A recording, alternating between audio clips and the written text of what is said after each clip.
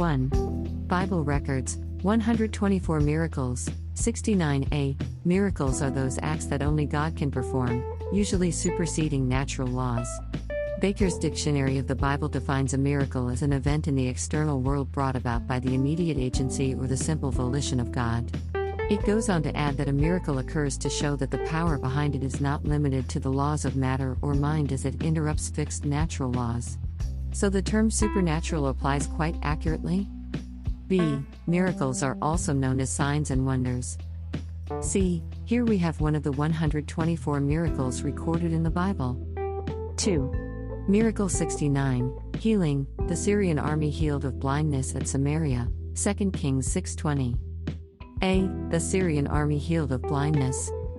2 Kings 6:20 New King James Version, NKJV 20 So it was, when they had come to Samaria, that Elisha said, Lord, open the eyes of these men, that they may see. And the Lord opened their eyes, and they saw, and there they were, inside Samaria. B. Syria, Hebrew, Aram. I. The name in the Old Testament given to the whole country which lay to the northeast of Phoenicia, extending to beyond the Euphrates and the Tigris.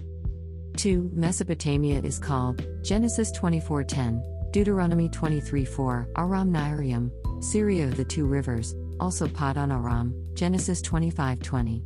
Other portions of Syria were also known by separate names as Aram Maha, 1 Chronicles 19:6, Aram Beth Rehob, 2 Samuel 10:6, Aram Zobah, 2 Samuel 10:6, 8.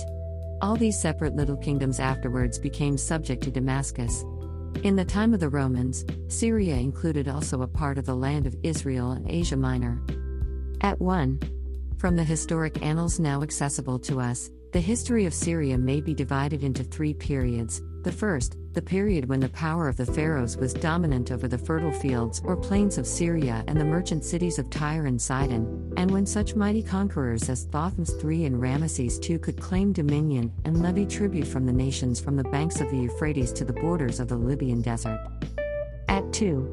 Second, this was followed by a short period of independence, when the Jewish nation in the south was growing in power, until it reached its early zenith in the golden days of Solomon, and when Tyre and Sidon were rich cities, sending their traders far and wide, over land and sea, as missionaries of civilization, while in the north the confederate tribes of the Hittites held back the armies of the kings of Assyria. At 3.